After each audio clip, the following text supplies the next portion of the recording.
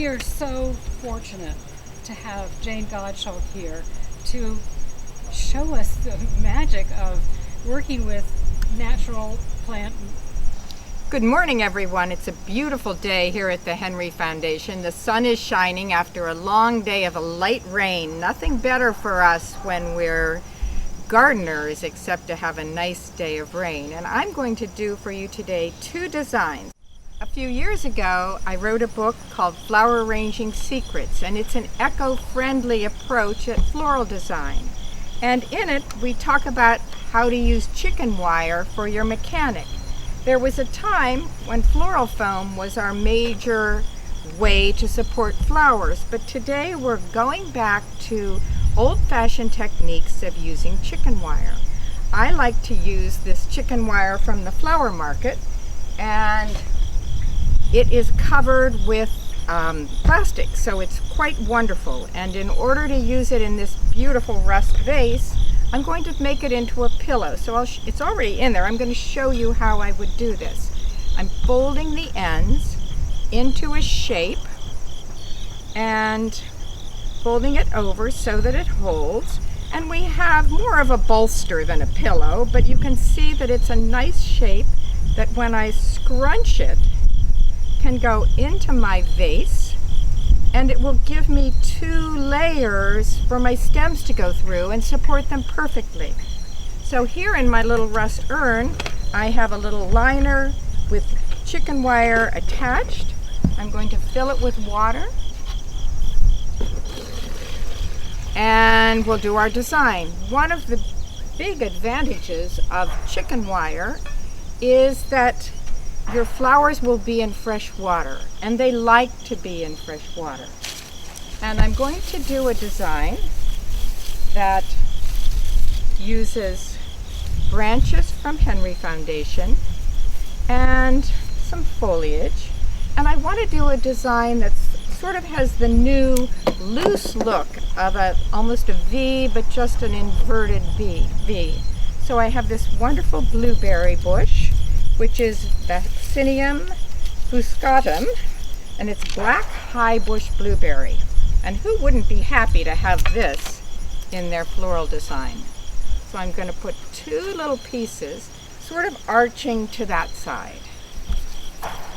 Then on the other side, I'm going to put another little piece that's sort of coming slightly more forward and arching this way, so that when I'm finished, I'm going to have sort of the ballerina applause look. So here we have our blueberry, and I've got another little piece which I can tuck right in towards the front. And for our back, I'm going to put this witch hazel. So I've got some witch hazel sort of arching over the back to make sure that we have something that looks like it's going to look beautiful all around. We have a little wind, but that won't be a problem. So here's our front. And in our front, we need to have some things that are going to be arching down. So I have amaranthus. It's a weeping amaranthus. When I wrote my book, my goal was to have plant material that people could get. I always found it frustrating to look at these beautiful floral design books and they were using product that I could never find, and that was upsetting to me. So when I wrote my book, I primarily went to Whole Foods and Trader Joe's because they have organic flowers, and my premise was to do organic things, and use flowers that people could find, because it is frustrating to see an arrangement that you could never achieve. So things that you can achieve, this is from my garden, was hydrangea, and I don't have a big garden. I live in a suburban area, and so I have just a small garden, and when I started to work at Longwood Gardens, I would come home and all of my plants like this would look a mess and it would upset me. So I took most all of my perennials and things out, and now I have primarily colors and textures of foliage, and that makes me happy. So I'm placing my hydrangeas, and when I'm doing them, I want one up, one down, some across, so that they're all at different levels.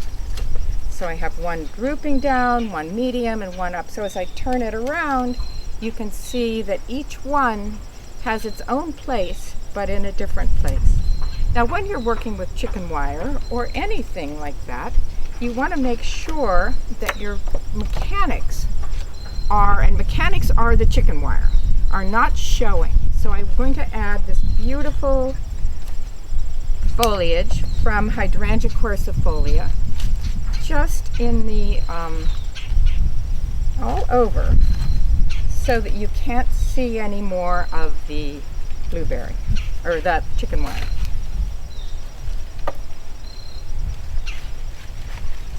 So now we're primarily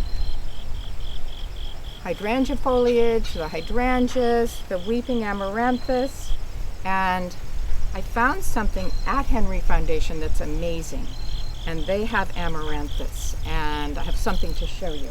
So when you're working with garden flowers, sometimes you have to think about scale. What's in size with your design? This amaranthus was growing in the garden, and if I tried to put it into my design, it would be too big. But these smaller ones will be perfect.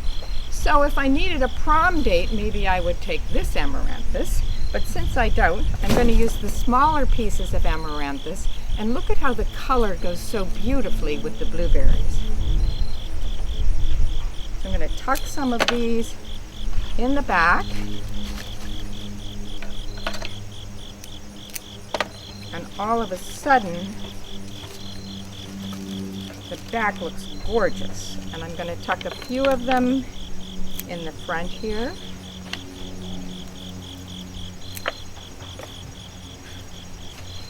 And I just love how the amaranthus looks with the purple foliage of the blueberries. I have one more little piece, and I think I'm going to tuck it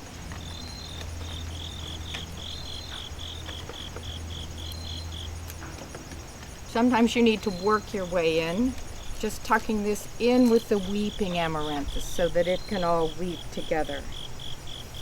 And my focal flower for this design is going to be this wonderful Chrysanthemum Fuego. It's bronze and it's gold, and it has all sorts of beautiful colors and textures. And one of the things I like to do when working with flowers is put them in called shadowing. So if one is on top of the other, you get a better, more impact. And then I'm going to put another focal flower right here, and one way in there, couple in the back,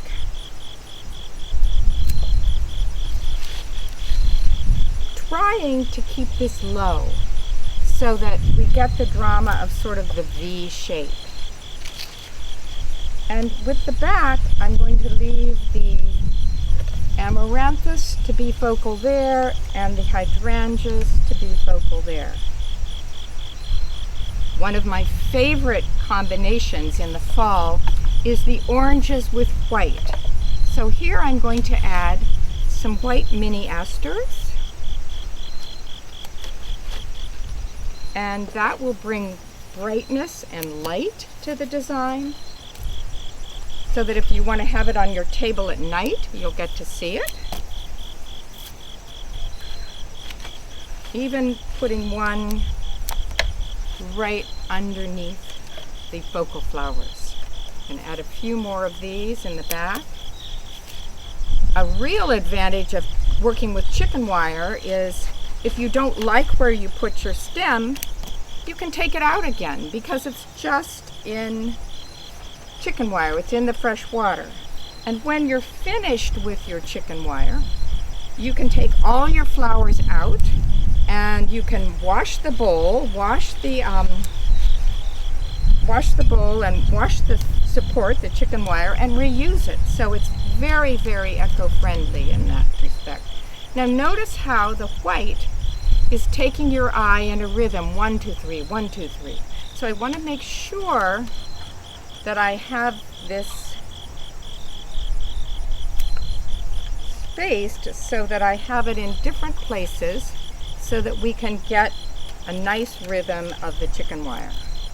And then we have this, just for a little bit of life, we have Salvia mexicana tula. And you can see that it's just playing in the garden behind me. So how could I not resist using just a few pieces of it in the design? And you can see it almost dances. Look at this fabulous piece. When you're working with flowers like this, you want to make sure you have no foliage below the water line. So I cut this, and I know it's a salvia because the stem is square. And I'm just going to sort of mirror my blueberry shapes.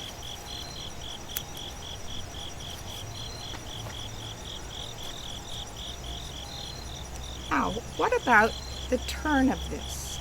I could have it turning that way, but I think it's more fun if I let it turn this way and dance into design. And just because these are right behind me, I'm just going to clip another one. I don't get this at home to just reach behind and get this beautiful salvia. Isn't that pretty in there? And so now we have our weeping amaranthus. We have some chrysanthemums from the store. And I just have one more really fun thing that Susan Treadway brought me. And this is Portamanthus trifoliatus. Bowman's, no, this is not that. This is, how do you say that? Bowman's root. No, this is Porteranthus. Bowman's root, Portamanthus. Porteranthus trifoliatus. Okay, and look how gorgeous and feathery this is. So, and this should dry and just look amazing. I'm going to put this is just, gives the arrangement some real gardeny gesture, I think. And so we have our blueberry, and then we have this wonderful thing. And I'm going to let it, I would like it to look very, very weedy, our design. And so I think we're done. I'm happy with it, and I hope you are too.